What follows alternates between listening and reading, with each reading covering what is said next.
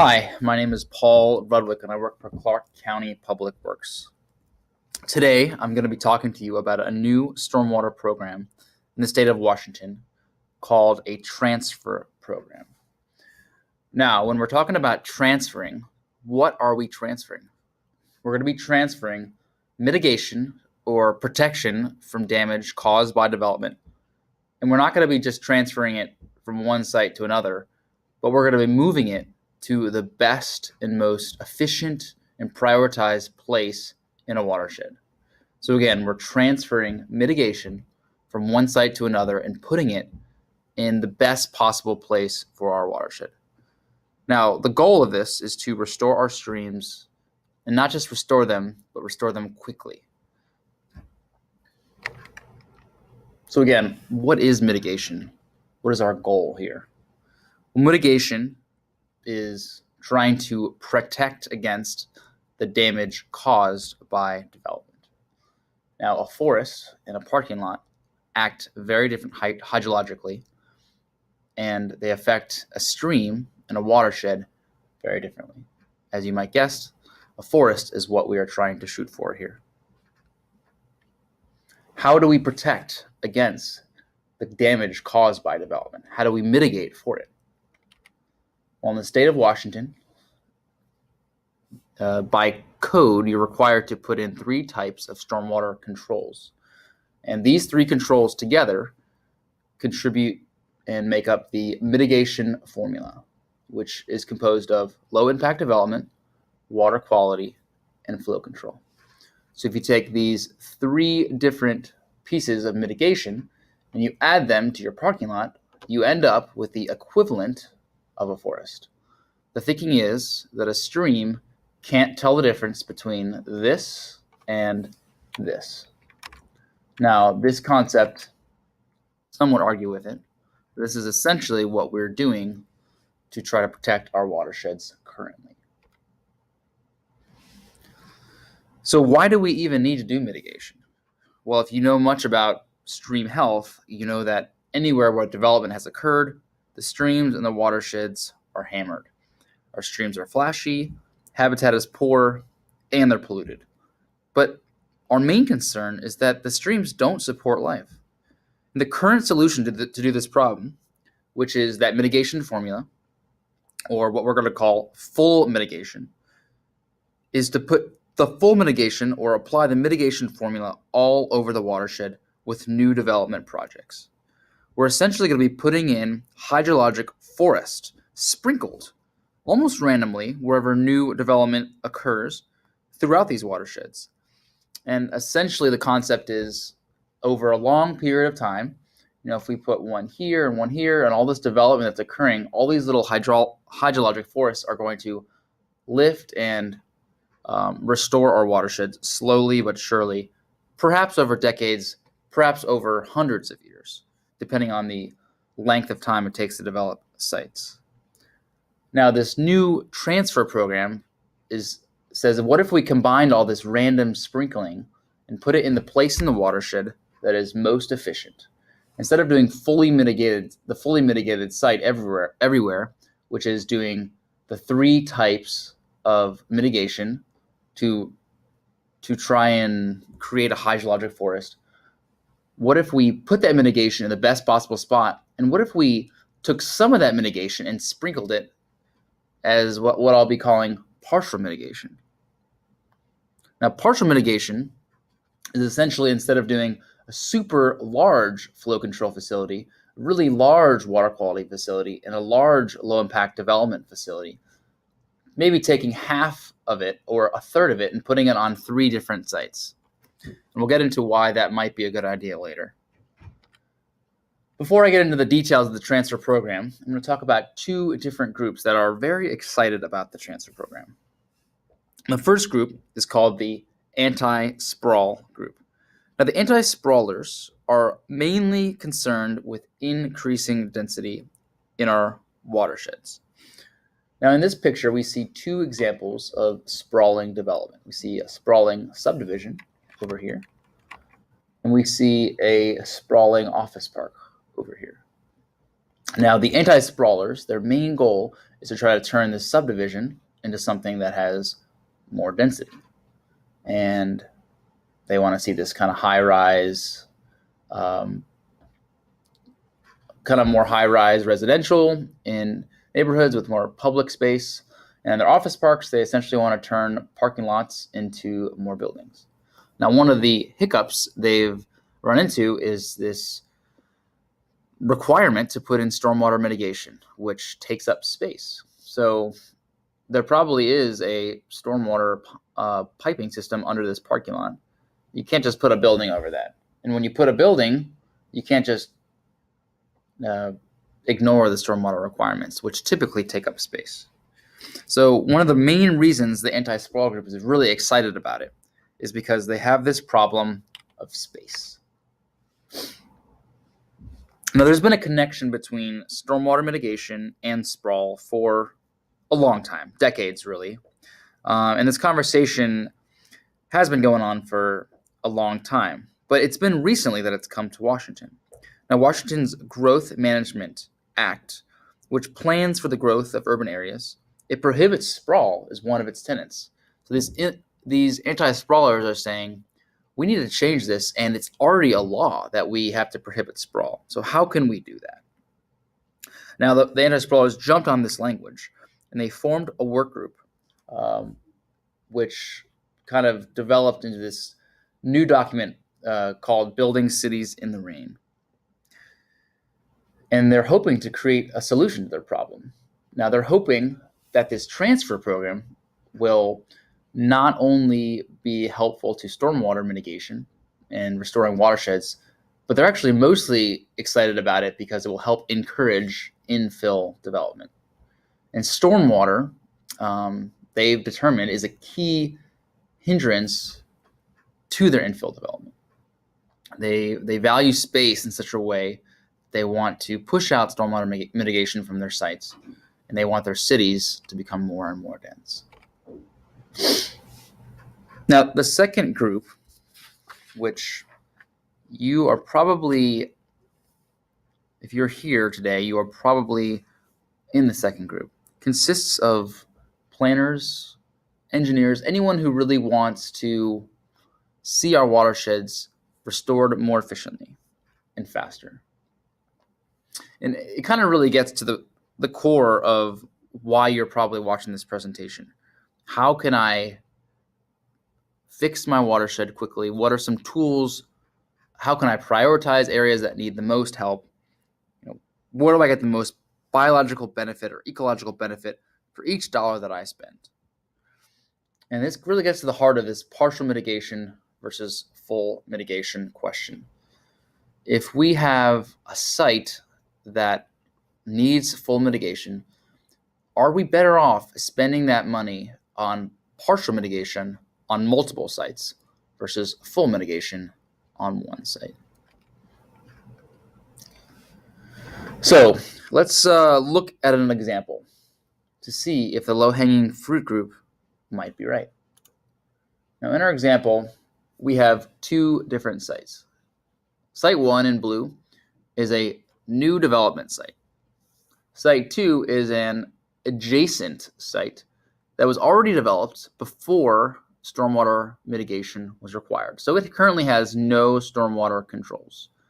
So Site 1, typically what you would do, our current code, you put in full mitigation, this big red triangle, on Site 1. Site 2 would receive nothing. You would essentially say all the damage it's causing to the stream is grandfathered in, so to speak. Now, the transfer program, instead of doing full mitigation on Site 1 and no mitigation on Site 2, would put partial mitigation on Site 1 and partial mitigation on Site 2. Now, the question is, does this scenario have an ecological benefit over this scenario? And that's essentially what we're trying to show with the stormwater transfer program. And it's kind of the basis for why it might work. Now, I ran a simple hydrologic model. Our pre-developed position is kind of in the blue. to the left and lower means that you have a better ecological condition. So the red is if we did full mitigation on site 1, left site 2 in the same way, and you're required to have exceed, be equivalent to or exceed the existing condition. So we're doing that. It meets the minimum requirements. But however, what if we did the partial mitigation option? What if we did the transfer program? Would we see a benefit? And this model is showing yes, we would. So the question is, why does this work? What's the conceptual basis for why this works? And the basis is, it gets back to that language of low-hanging fruit. Where are the low-hanging fruit in our watersheds? Where does it make sense to put our money first?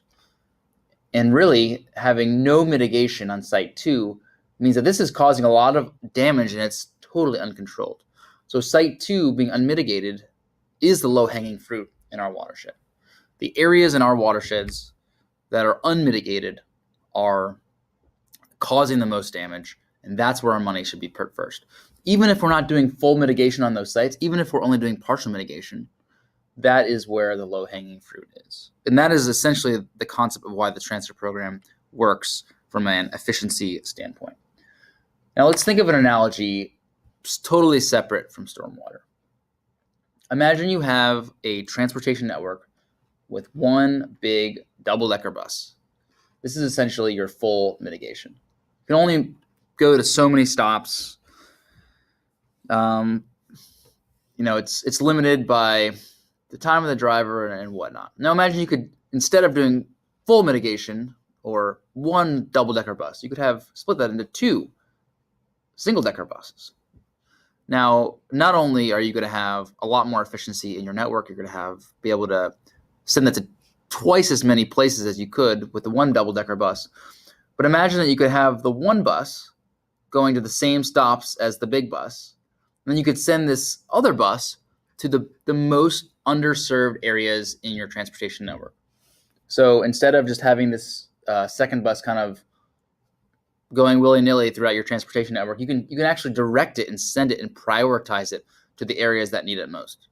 So it's hugely more efficient to have the 2 bus setup than the 1 bus setup, and that's essentially why this transfer program works. That's what we're going to do with our stormwater benefits, our stormwater mitigation in our watersheds. Direct partial mitigation to the most needed spots in our watershed. So this gets to a key piece of the transfer program, and it's the concept of choosing the place where transfer mitigation will go. Can we send it and can we target the areas where it will benefit most? And then can we, by targeting those areas and those streams and those watersheds, can we lift them up and restore them faster than we would otherwise? I love this quote from Steve Hitch from the city of Redmond.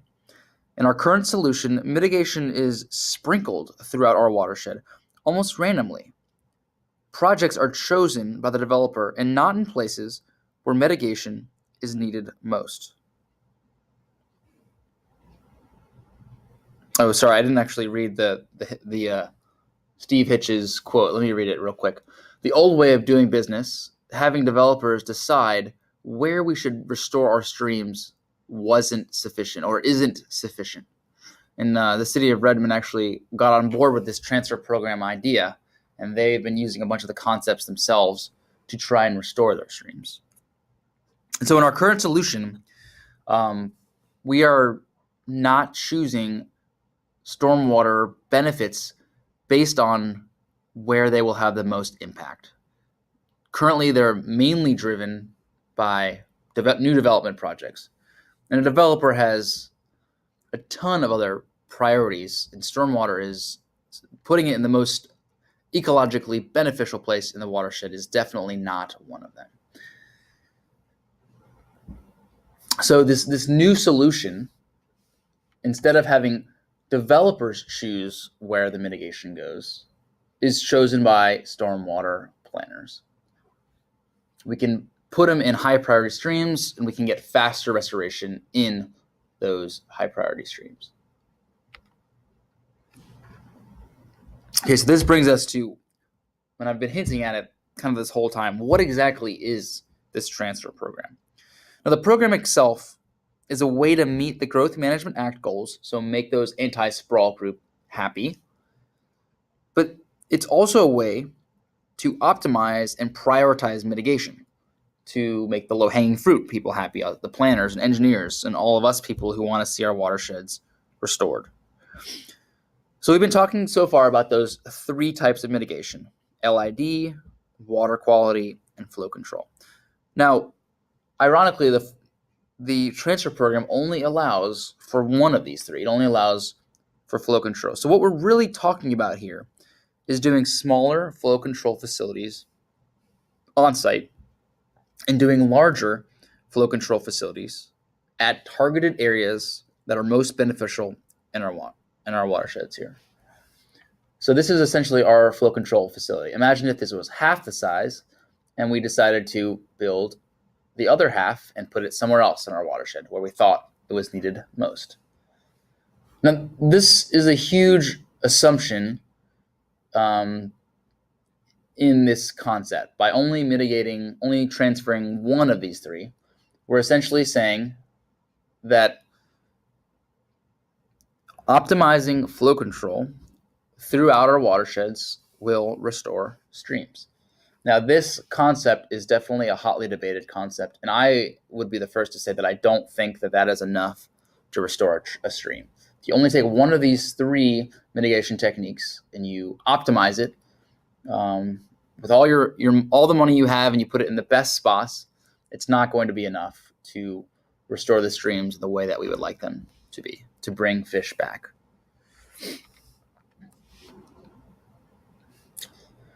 So let's get into the nuts and bolts of the transfer program. How much mitigation is transferred? Can you just split a pond in half and build half on one site and half on the other? Is it based on money? What is it based on? In the current model, a new development site receives a large flow control facility providing full mitigation for a forest. So mitigation basically has a pre-development and a post-development scenario.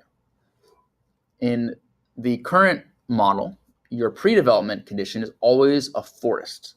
So you're providing a flow control facility to mitigate to match the forested condition. So in this transfer program, for the pre-development condition, instead of using a forest, you're going to use whatever the existing site land use was. So say, for example, someone comes in and wants to build a new shopping center or whatever, residential subdivision, something along in this area.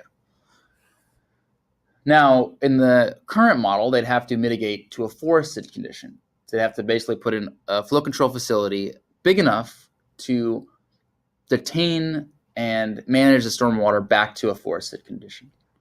Now, in the transfer program condition, if they wanted to build on this pasture, they wouldn't have to build it big enough to mitigate to a forest. They'd have to build it big enough to mitigate to a pasture. And then that difference, which would be quite small because the pasture and a forest are actually pretty similar, the difference between the forest and the pasture would then be transferred offsite. That concept basically suggests that there's not much of a difference if you're building on a pasture. Where you really see the benefit is when you're doing redevelopment site. So imagine we have an existing shopping center and we want to rebuild it. It's maybe falling apart or new ownership wants to come in and rebuild it.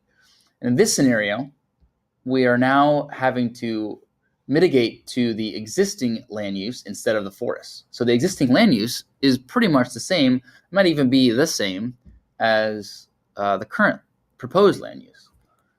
So our partial transfer is going to be really small. Basically, whatever mitigation we need to build on site is going to be really small, or maybe even zero. And then we're going to be transferring a ton off site. So now what this suggests is that the real benefits of the transfer program are for redevelopment sites. So we're talking about areas that, urbanized areas that are going to be rebuilt.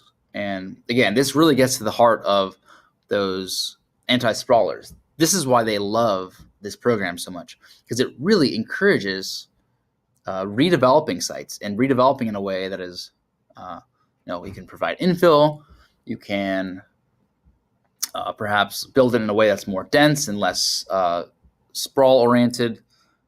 There's a huge benefit here for redevelopment sites. For greenfield development, not so much. There's not going to be much of a difference in the stormwater mitigation that you have to do on site.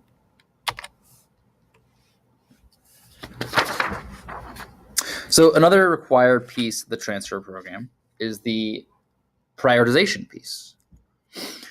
So typically when we think of prioritization, we think of some sort of GIS exercise with many parameters, such as maybe proximity to habitat, stream vulnerability, impervious coverage, et cetera, et cetera.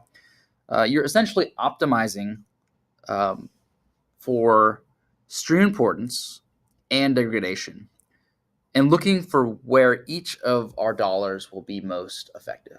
Let's target streams that have limited habitat or some sort of stream vulnerability, high pollutants. Where can we get the best cost benefit ratio?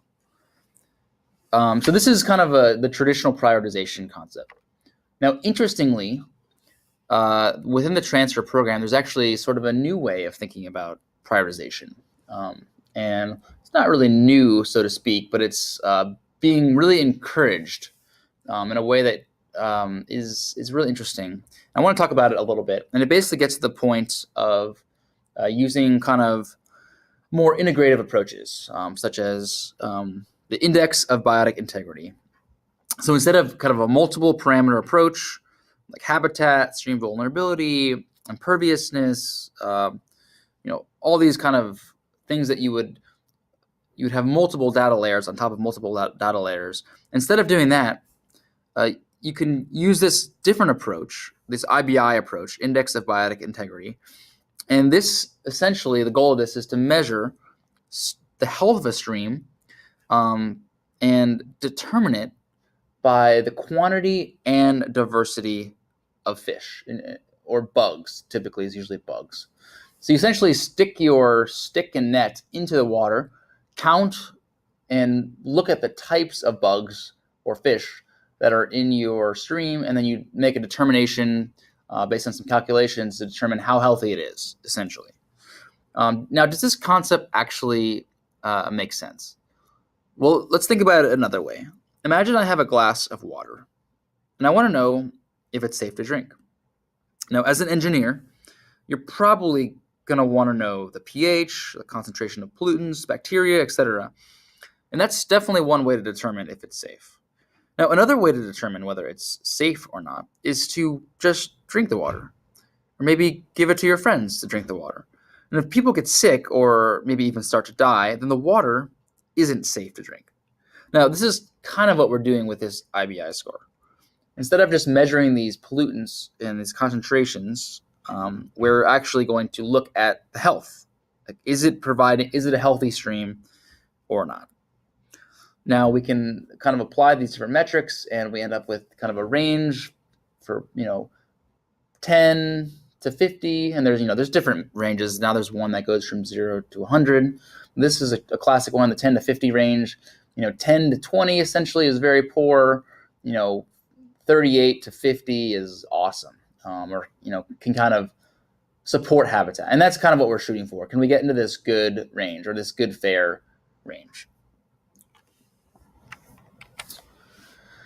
Now, you might think, using this IBI methodology, that your goal is to, target the ones that are really bad. We find the ones that are terrible, dump all our money into this, and it will eventually, rise up.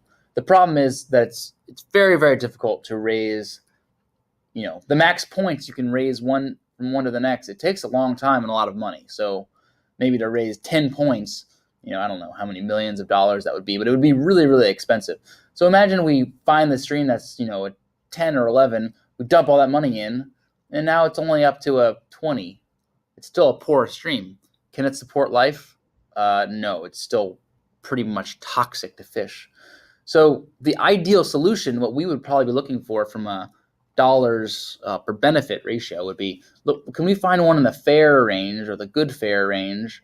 And can we put money into that? And then can we get that into the good range where it really will support life? So that's really what we're trying to do. We're locating these high priority streams, and we want to optimize them for this fast ecological lift. Work on our money, be used best and most efficiently. So yeah, it's really interesting to think about this whole concept, because I think there's another really strongly embedded assumption in it, which is that flow control. Remember, we were talking about before the assumption that flow control, if optimized, will have a beneficial effect on our watersheds. Will it actually restore our streams? Now, another one here is that flow control itself will improve flashiness and these IBI scores. So now we kind of have two embedded assumptions in this whole framework, this whole transfer program. Okay, so the first question I would ask is, has this been tried anywhere? Does it work? It's great as a concept, but yeah, does it work? Now, the city of Redmond has the first transfer program, and this transfer program language from the state of Washington, from the Department of Ecology, is based on their language and their program. Now, they were the first ones, so they kind of got a few things in first, which was kind of beneficial for them. But they've been doing not only this transfer program, but large regional facilities in a lot of places in their watershed, even prior to this program, for almost a decade. Now, they've been putting in treatment facilities, flow control, and they're really excited about being able to transfer from one watershed to another within their overall Redmond watershed. And it will give them a lot more flexibility. So they're super excited about it. I should say they have several things going for them. They were able to get an exemption in certain areas for the type of treatment, which is a huge this is a huge benefit for them. So instead of having to do enhanced treatment in a lot of their watersheds, they were able to do basic treatment, which is a huge maintenance lift. They have pretty high infiltrating soils, which is very convenient typically. They have a flow control exemption in a lot of their watershed. I think it's like a third of their watershed. And then they've been really good about getting stormwater fee. They have a really good stormwater fee, and they've been really good about getting stormwater grants. So they're kind of a success story. I should say that while they have the first working transfer program, they actually have no transfer projects in the ground yet. So they have to keep it separate from their regional facility program. They can't use existing facilities. So they definitely have a lot of work to do for sure to keep getting this rolling. But it'll be definitely interesting to see how things transpire, and whether they're getting this ecological lift that they're really hoping for. So I guess my takeaway from the Redmond model is that there's someone to watch and see what happens. Now, Clark County actually had a program very similar to the transfer program that started in roughly 2009. And I'm sure there was a lot of before that research and getting the whole program set up. And interestingly enough, this was actually well before the Redmond's program. And Redmond actually based a lot of their program on what Clark County did, and on trying to avoid some of the problems that Clark County had, because Clark County's program ended up in a lawsuit, which no one ever likes, and a lot of money was spent and wasted, unfortunately, on this program. But it also led to a lot of projects in the ground. So you could make the argument that it was beneficial for Clark County overall. But essentially, they created this transfer program. DOE was actually, our Department of Ecology was actually really excited about it. But some neighborhood groups didn't like the way it was set up. And I think there was a couple of key issues with it. And one of the main ones I would say was that one of Clark County's main motivations was not really to benefit the watersheds. Well, I'm sure some of the goals were to benefit the watersheds, but one of the main goals was to ease the burden on developers. So whenever you are hoping to do that, there's going to be a lot of environmental folks who they have different agendas, different goals, and so they're gonna take issue with that. And there were a lot of criticisms with the program, but three key criticisms that actually Redmond learned from, and this new Department of Ecology program takes into account, which is, I think, really interesting. The first one is that there needed to be kind of some scientific analysis for the actual transfer methodology. And so now they have this index of biotic integrity, this IBI, which I talked about previously. And, essentially that's, a lot of science research has been done on this methodology and whether it works or not. So there's some scientific backbone to the transfer program. Another question was this location of mitigation projects. How do we pick where they go? And the new transfer program has this kind of prioritization piece, and it's kind of linked with IBI as well.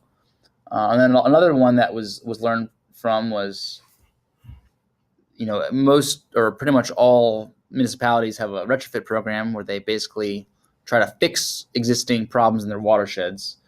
And Clark County was moving some funds from their retrofit program to their kind of transfer program. And, so it was taken away from another part of their permit compliance. And this was actually a key sticking point with the lawsuit.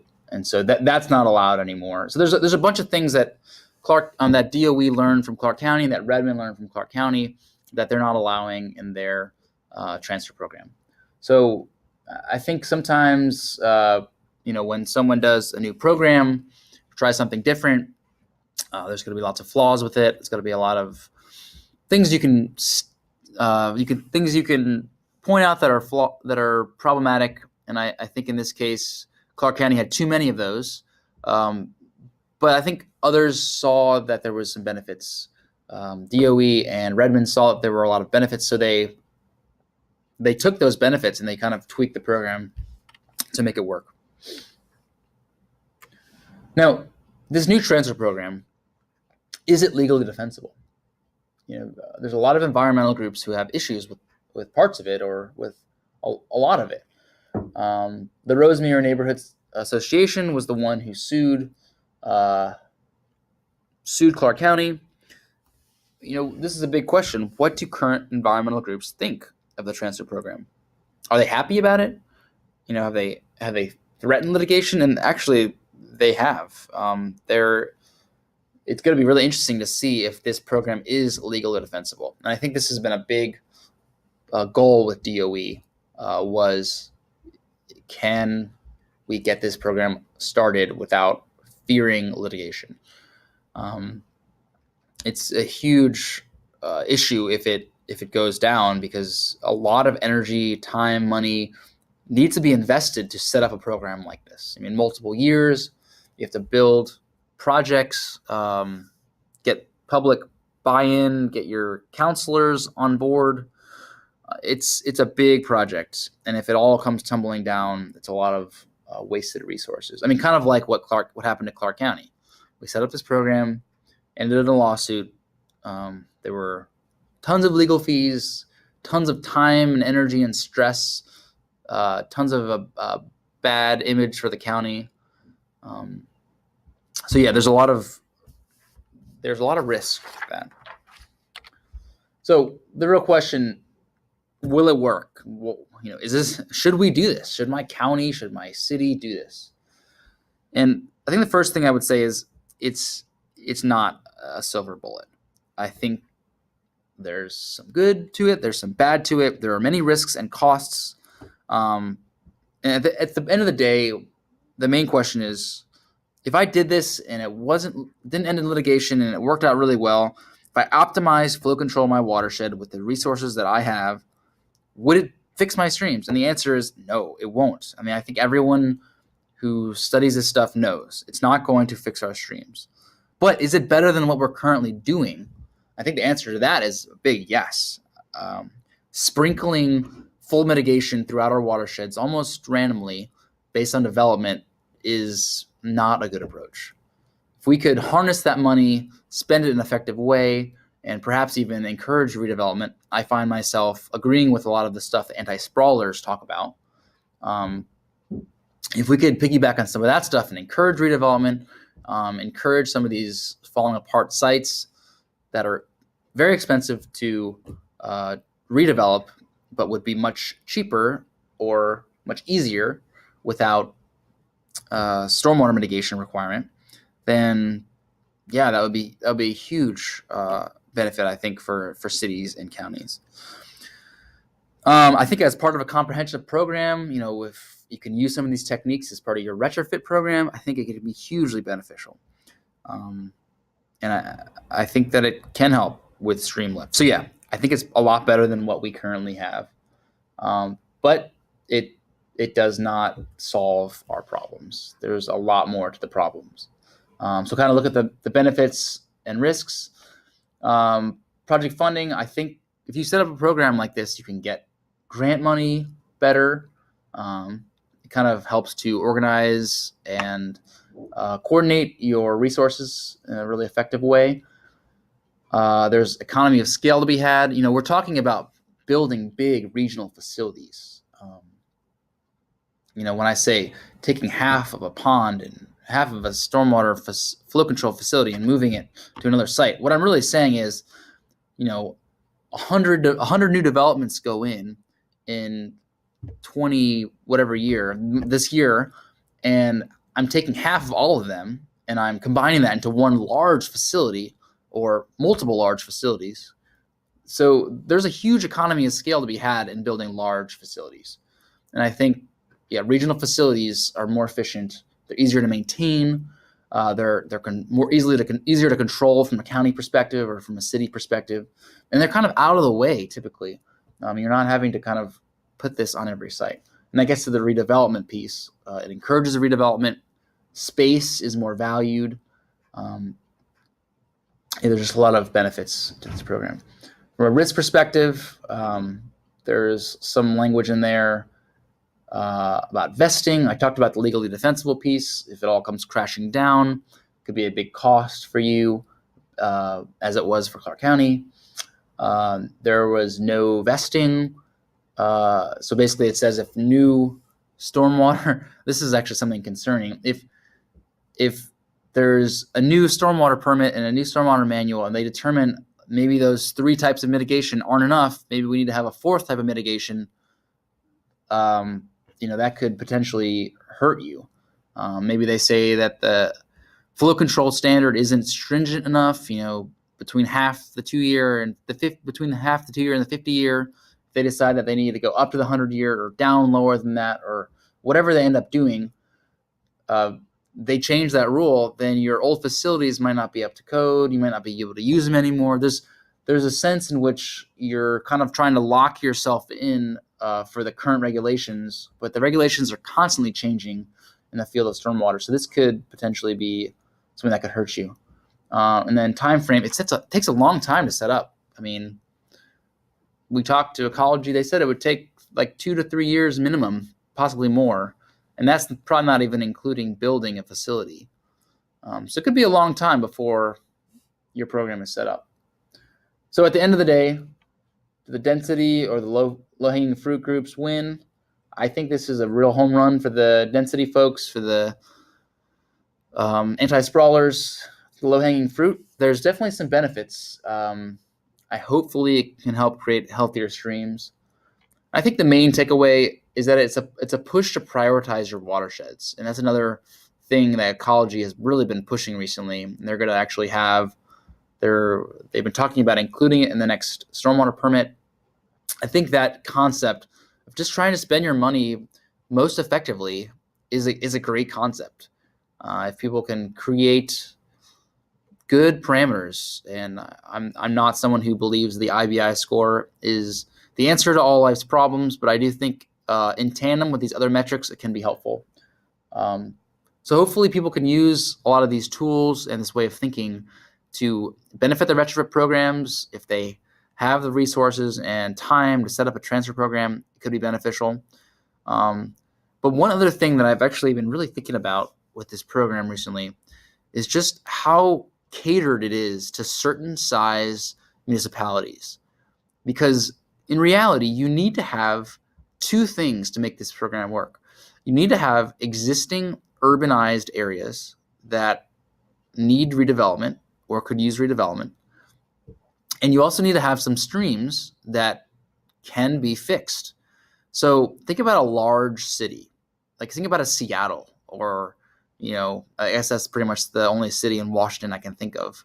When I live in Portland, think about Portland. Some of these cities, there really aren't a lot of streams that, if we go back to that IBI score, are even, actually, I'm going to go back a little bit. There really aren't many streams in Portland that are going to be in this range where we want to kind of attack and get that fast ecological lift. A lot of those streams they're toxic, and there's not a lot of healthy life in them. So where do you transfer from and where do you transfer to? In Seattle, are there any streams that we can actually save? But then in some more rural areas, like I'm going to throw Clark County into that, there are some watersheds that are totally hammered, and there are some watersheds that are in pristine condition because they haven't really been developed. But in Clark County, are there areas that we can actually redevelop? Are there areas to transfer from? So you kind of need those two things: urbanized areas in your watershed, and then areas that are in this kind of good fair to fair areas where you transfer to. So yeah, it kind of gets to this question of what size cities or counties would this be good for? And I think there are certain size cities that it would be good for. Like Tacoma and Redmond are jumping on board this program, and I think for good reason. It fits their model. It fits what they need really well. I think a lot of other agencies, it doesn't necessarily fit well. Anyways, thanks for your time. I have loved giving this presentation. Give me a call if you have any questions or comments. Thank you very much.